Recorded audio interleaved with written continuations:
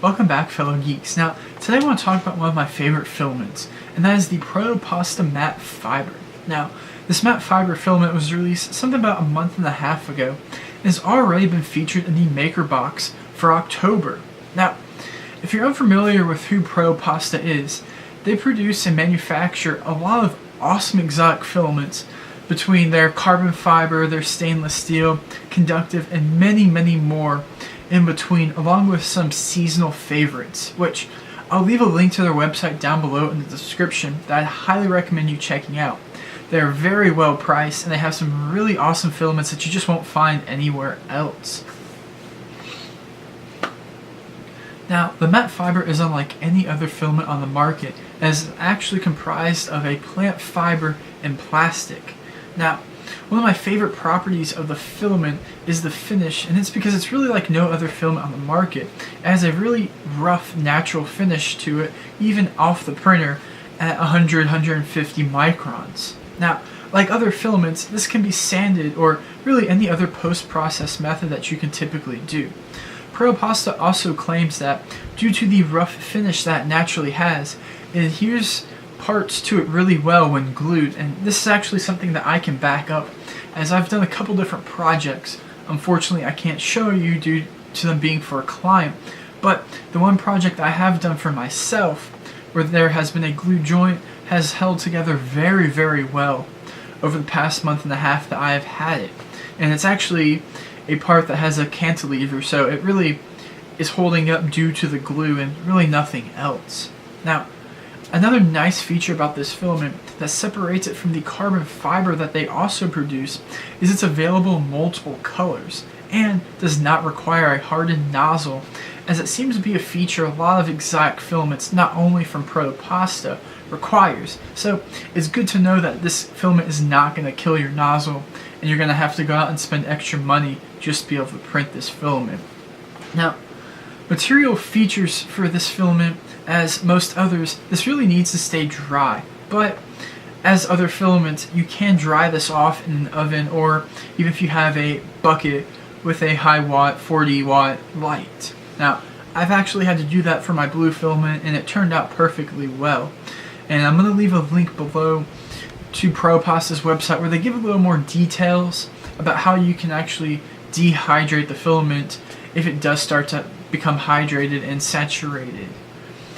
Now, as for the settings with this filament, I've used these both for the blue and the red that I've had, and all the prints were done on the Robo 3D R1 Plus, and the models were all sliced by Simplify 3D. Now, for the hot end, I use 210 degrees Celsius. I would recommend a 5 degree plus or minus, something around the 210 area. Proto-Pasta recommends 190 to 230 Celsius, but I found something good right there in the middle. Now, for the heated bed, Proto-Pasta does not recommend a heated bed, or does not require a heated bed. But I ran multiple prints at 45 degrees Celsius and did this without issue of adhesion. Now, I also ran multiple prints with just ambient heat, and that was somewhere around 25-26 degrees Celsius, and again, I did not have any issues. Now, both these were also run on a glass bed with an Elmer's glue stick to help adhere the prints, so there was a little help. It wasn't just a straight print onto the bed. Now, for speed, this is something I've kind of talked about in past videos. Speed really comes down to the model that you're printing, along with the detail in the model.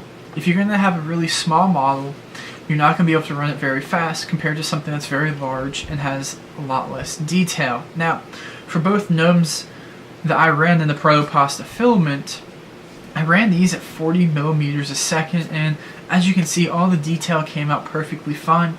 So this is something that you can run slightly quicker, maybe by 3 to 5 millimeters a second quicker than your standard PLA.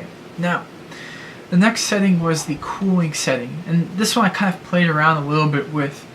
On the first layer, I ran 0 active cooling. I turned my fan completely off, which is something I typically do, especially for PLA prints. Now, moving forward, I played a little bit around with different percentages of speed, and I've actually found the best at being 100% from layer 2 on, especially if you have a lot of cantilevers and a lot of overhangs. And on one of the projects I did, I found the only way to actually have a very narrow overhang was to have the fan speed at 100% on the Robo 3D. Now, this can be different for different printers, but on mine, 100% fan speed was exactly what was required. And that was the only way I can get this small, narrow overhang done. Now, as always, this really wraps up the review that I've done for Proto-Pasta, and this is a unpaid, unsponsored review, so this is completely unbiased.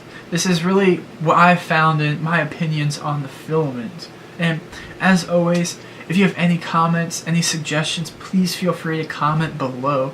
If you've enjoyed this video, please feel free to smash that like and that subscribe button, as it really does help me out.